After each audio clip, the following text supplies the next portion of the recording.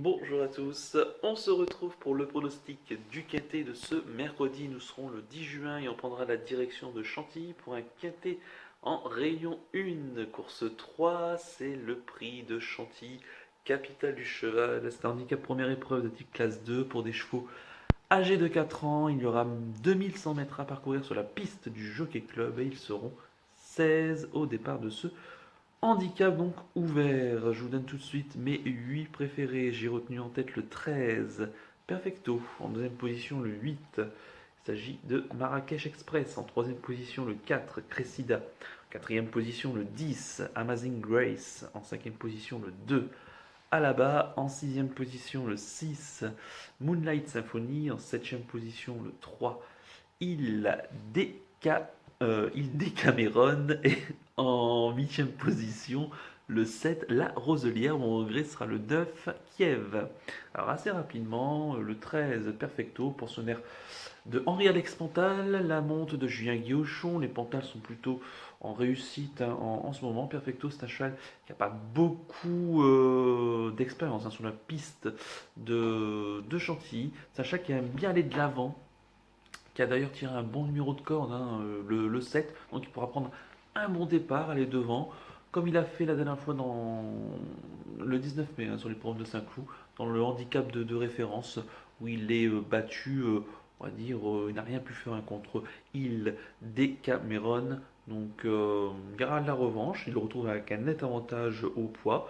Là, j'en ferai vraiment une très très belle possibilité. Donc, ensuite, en deuxième position, j'ai mis le 8, Marrakech Express, pensionnaire de Eddy Gebri, pardon, la monte de Michael Barzalona.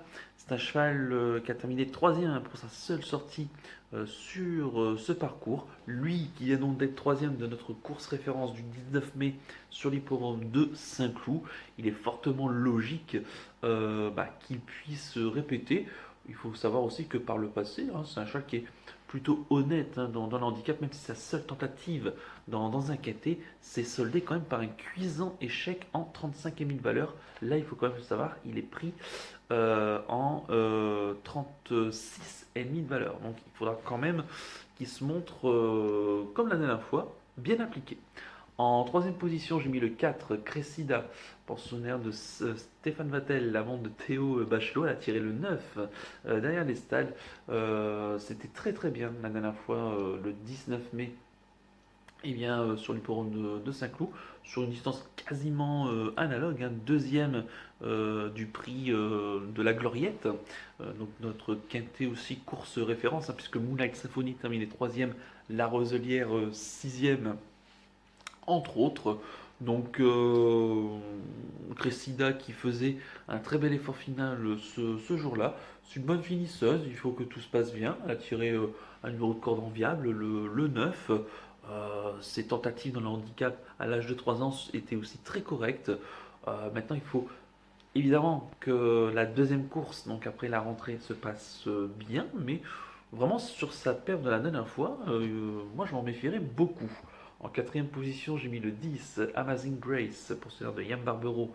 La monte de Stéphane Pasquier, qui est plutôt en réussite en ce moment. Elle va débuter sur la piste de Chantilly. Elle a tiré le 12 derrière les stalles.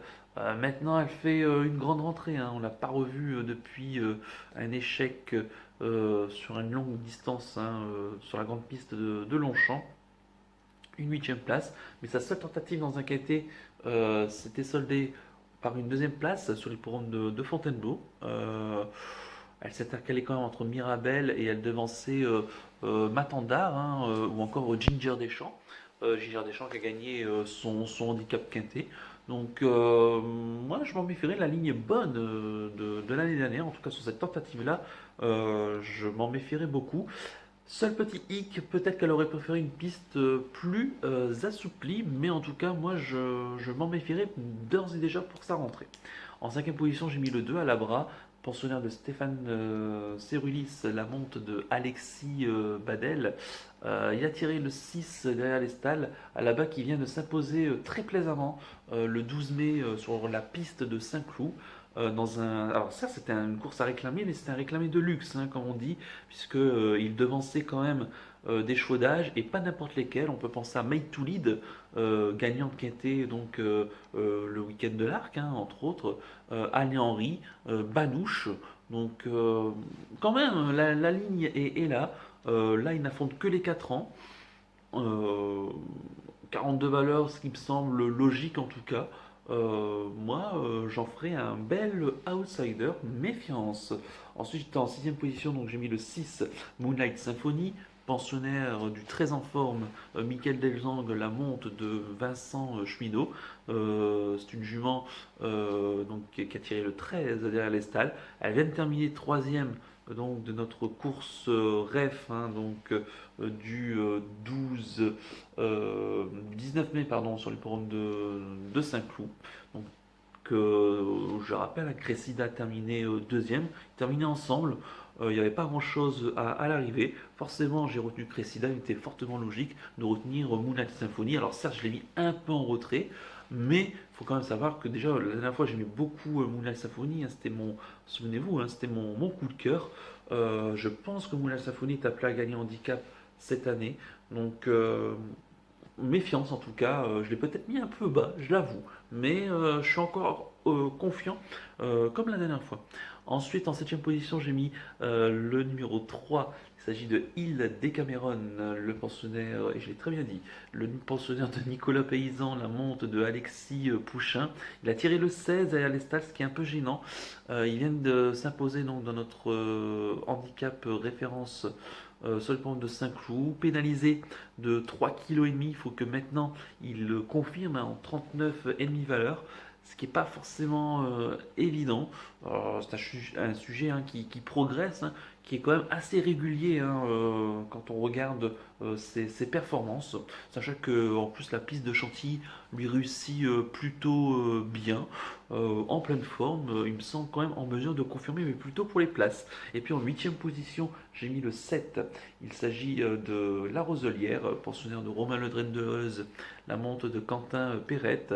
Elle a tiré le 2 derrière les stalles. Elle a terminé sixième du prix de la Gloriette donc du 19 mai sur l'hippodrome de Saint-Cloud. Donc forcément, non loin en plus de Cressida et Moonlight Symphony. Forcément, je les ai retenus tous les deux. Il m'était fortement logique de retenir la Roselière, mais plutôt en bout de combinaison donc pour les places. Et puis mon regret sera le 9 Kiev, pensionnaire de la famille Lenders. Et l'amant de Tony Picon, il a tiré le 4 derrière les stalles. C'est un cheval qui vient d'échouer hein, pour sa rentrée donc sur les programmes de Saint-Cloud. Il terminé bon dernier. Maintenant, il avait besoin de cette course de rentrée. L'année dernière, c'était pas si nul que ça dans le handicap. Maintenant, voilà, il faut qu'il rassure évidemment son entourage, mais c'est pas une impossibilité, au moins pour les places. Je répète mon pronostic en chiffres, le 13, le 8, le 4, le 10, le 2, le 6, le 3 et le 7 avec le 9 en regret. Mon coup de cœur dans ce quintet, ce sera le 10, Amazing Grace, qui même pour une rentrée, vraiment, je pense qu'elle est vraiment capable de très très très bien faire. Et si j'avais un conseil de jeu, on va être très mesuré et on va faire un champ réduit 2 sur 4, 25%, en prenant en base le 13 Perfecto. On met le reste de ma sélection en incluant le cheval regret, en espérant quand même toucher un joli rapport avec des beaux outsiders. Voilà donc pour le conseil de jeu. Et rapidement, on revient sur l'arrivée du quintet de ce lundi qui avait pour cadre l'hippodrome de Caen. Belle course hein, en perspective et la victoire très très facile de Valzer d'Hippodjo qui était le grand style favori, s'impose très logiquement devant Darwin Star hein, que j'aimais bien, que j'ai mis en 8e position. Mais c'est vrai que la Casaque des Charmes m'a toujours fait rêver. Donc bravo en tout cas. Et en plus, il y avait une très très jolie cote. Troisième place pour Vlad Del Ronco, que j'avais également retenu. Duc Josselin et Ulcio Dalvo n'ont pas pu se départager la quatrième place. Et à noter que non, je n'avais pas retenu Duc Josselin, mais j'avais retenu, enfin j'avais mis en regret plutôt Ulcio Dalvio.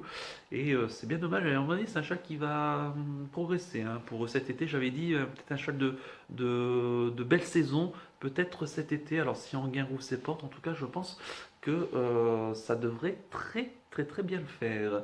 Voilà, donc à noter, déception avec El Greco Bello qui s'annonçait bien, hein, au moins pour la deuxième ou troisième place. Il s'est montré fautif à l'entrée de la ligne droite, c'est bien dommage. Voilà donc pour l'arrivée du cadet de ce lundi. Il ne me reste plus qu'à vous remercier, qu'à vous souhaiter évidemment bonne chance pour les paris. Merci à tous pour votre fidélité. N'oubliez pas de liker et de vous abonner à la chaîne si ce n'est pas déjà fait par avance. Et je vous en remercie. Et je vous donne rendez-vous bien dès demain pour l'étude du quintet de jeudi. D'ici là, passez une excellente semaine et surtout prenez bien soin de vous. Ciao à tous.